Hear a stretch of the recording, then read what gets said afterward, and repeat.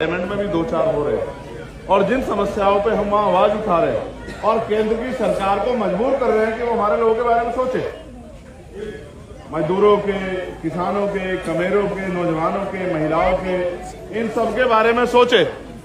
अब ये मौका हरियाणा में तो आपके सामने मौजूद है।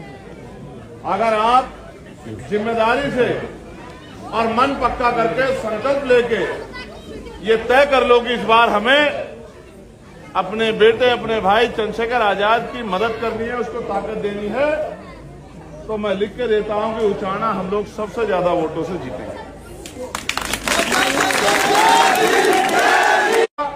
तो इस क्षेत्र में आने वाली रिश्तेदारियों में भी आप लोग फोन करके अपील करना कि भाई चंद्रशेखर ने कहा है कि इस बार उचाना में हमें गठबंधन के चुनाव निशान चाबी पर मोहर लगा के भाई दुष्यंत चौटाला जी को जिताना।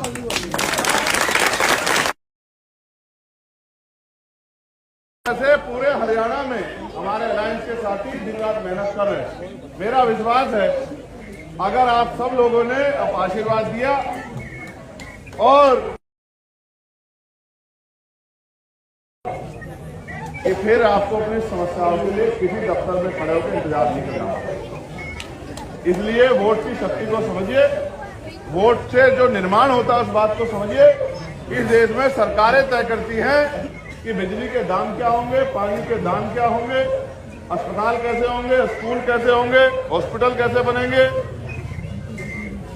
पढ़ाई किस स्तर की होगी, कितनी फीस जमा होगी, टैक्स कितना लगेगा, रोड कैसे बनेंगे, उद्योग कहाँ लगेंगे, जमीनें किनको मिलेगी, मकान किनको मिलेंगे। और जब हम राजकाज पे नहीं होंगे तो हम हाथ तो फैला सकते हैं लेकिन कुछ ले नहीं सकते। तो एक तरीका है कि सदियों से जिस तरह से हरियाणा में भी लोकतंत्र आने के बाद 70 साल बाद तक आप कभी कांग्रेस कभी देख रहे हैं, वो आपकी समाज की बेटियों का किस तरह से अपमान कर रहे हैं, आप नहीं देख रहे हैं क्या?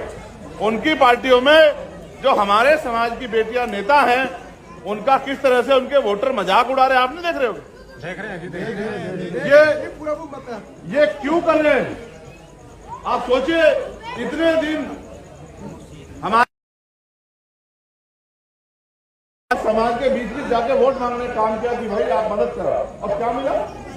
जब कुर्सी में बैठने का नंबर आया तो वो कुर्सी किसी और के आगे कर दी गई। इस तरह से चलेगा?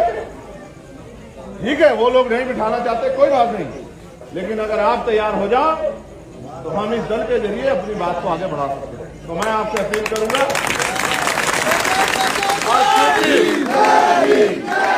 क्योंकि जब तक राजकाज नहीं आएगा, समझे नहीं समझे?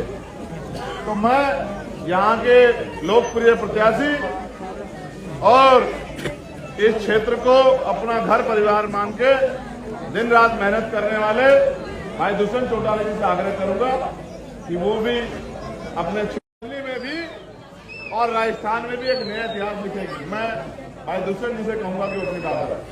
भाई दुष्यंत चौटाला जिंदाबाद।